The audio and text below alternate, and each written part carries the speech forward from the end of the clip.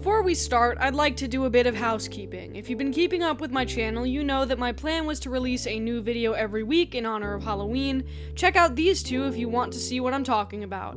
The third one for Scream Queens is going to take a little longer to release because I am still waiting for Fox to release the copyright claim on it.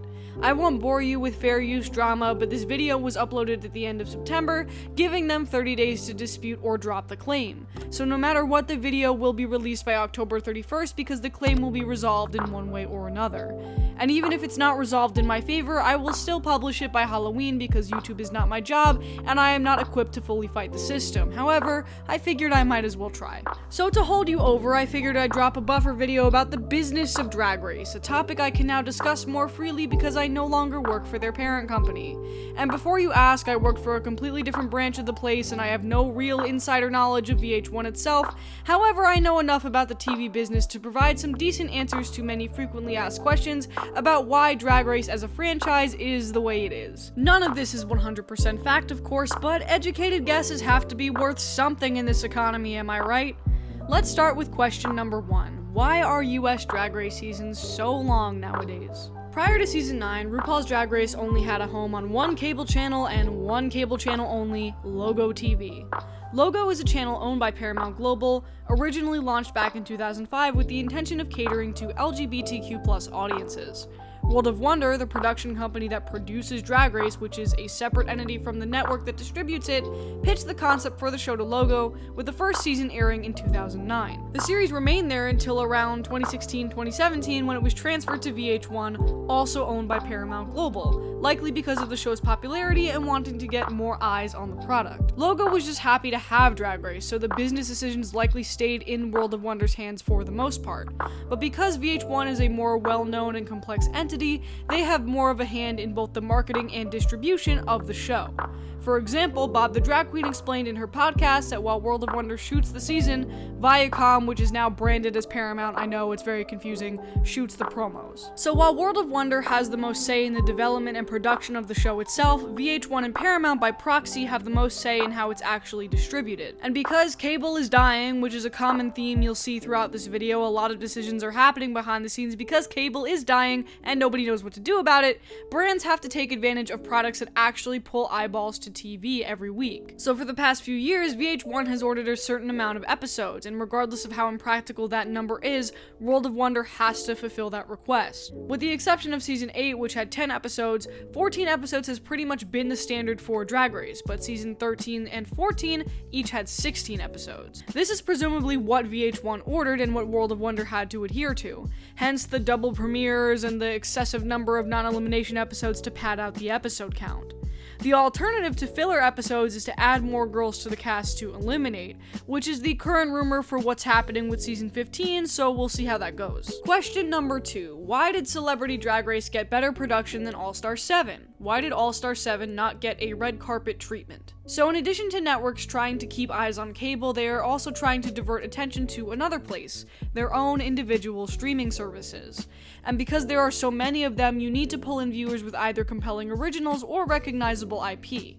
Paramount Plus has clearly gone the IP route because their service is currently being propped up by Star Trek and Drag Race. I would assume that because VH1 and Paramount Plus need different things from Drag Race, a deal was cut to air the main US seasons on the channel and the All-Star seasons on streaming. But while Paramount Plus is shielded under a mega corporation, it does still have some startup energy as it's relatively new, and because its whole connection to the Drag Race franchise didn't exist until very recently. I was actually very surprised that they put All-Star 7 on Paramount Plus for this reason. If they managed to get a bunch of winners together to compete, you'd think they would pull out all the stops with a live finale and all that, something that VH1 is used to doing with the main US season. But I'm sure that Paramount also knew that a franchise spin-off this big would surely get people to shell out their money for Paramount Plus.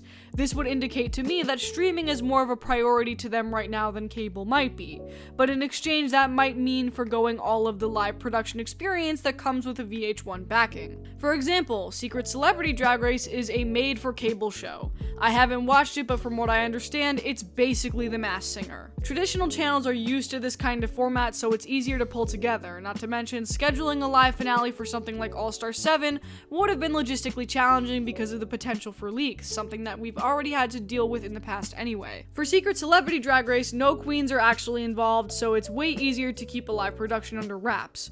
Would I have liked to see a live finale for All-Star 7? Sure, but I think the reason we didn't get one was more due to logistical, broadcasting, and production challenges than it was about, I don't know, how to edit a lip-sync battle in front of a live audience or whatever. And that really sucks because I do think live weekly viewings where everyone gets to watch the episode at the same time does bring a sense of community that streaming just hasn't quite figured out yet. And I think it's one of the reasons that All-Star 7 feels like a cool fever dream that sort of has been forgotten about.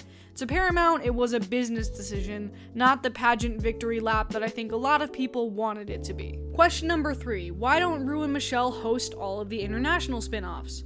Some of these are more obvious than others. I think it's easier for Ru and Michelle to host UK and Down Under because there is no language barrier, and also because the both of them have a clear fondness for UK culture and they like being there. However, it's just not possible for them to host something like Thailand, Philippines, or Italy because they don't know the culture and they can't communicate. That leaves Canada as an outlier, but there is actually a logical explanation for it. Basically, Canada has laws that require channels and streaming services in the country to air a certain amount of Canadian content.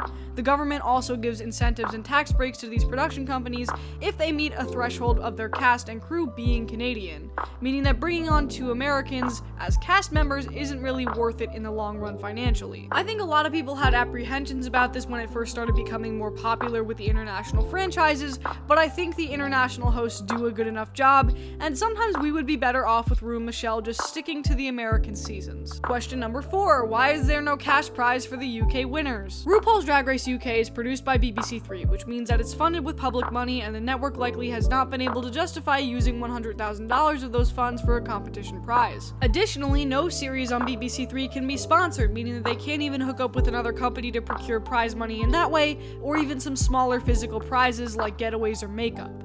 I get that they're limited in terms of UK distribution, but I don't really understand why Versus the World had to take place in the UK when they could have easily marketed it a little differently and made it into a Paramount Plus spin-off. Because watching these queens work for basically nothing while nowadays the US queens get $50K for coming in second is honestly a little painful. And finally, is Drag Race becoming oversaturated? Obviously, there is no black and white answer to this one, and it depends on who you ask, but if you want my humble opinion, yes, I think it is becoming oversaturated.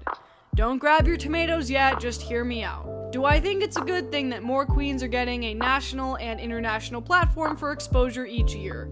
Yes, I do. But Drag Race is in a unique position because it quite literally makes or breaks people's entire livelihoods, and something like that reads a little dystopian to me. Let me explain. Usually when the oversaturation point comes up, people like to counter with the "you don't have to watch all of them" argument, and sure, I guess that's true. I understand that people don't want their fun spoiled, whatever. But the fact that there's so many seasons each year really feels like each cast isn't getting their time to shine the way they used to. I mean, I mentioned it in this video, but no one even really talks about All-Star 7 that much nowadays, which is insane to me because it was an all-winners season. But burnout is real when there's new casts coming along like once a month. It makes it harder to give every queen the attention that they deserve. And while I know more about TV than I do about live event production, I would assume it affects their bookings in some way or fashion when the next big thing is always right around the corner. Also, and this is a little obvious, but Drag Race has in some ways gone from a platform for people to showcase their drag to an instruction manual on how to do drag. That's not necessarily a bad thing if it's getting more people into drag as an art form, but I think that Drag Race casts have been distilled down to like 3 separate archetypes, which punishes people who deviate from that norm. TLDR, celebration of drag, good. Commercialization of drag, kind of bad. And that's not me reaching either. I know there are a lot of performers, Drag Race queens or otherwise, who are feeling that squeeze. If you want more on this particular topic, the Drag Detective and Bible Girl did a really great collaboration video this week. Definitely go check it out. I think it's a really insightful look into the current climate of drag right now. As always, everything in this video is my opinion. I hope I provided some relevant information, and if you think I'm wrong about anything, I'm sure you'll let me know in the comments by telling me that your Grindr hookups cousin's rabbi works for World of Wonder and so therefore knows considerably more than I do. Keep an eye out for the Scream Queens video sometime before Halloween. Thanks, bye!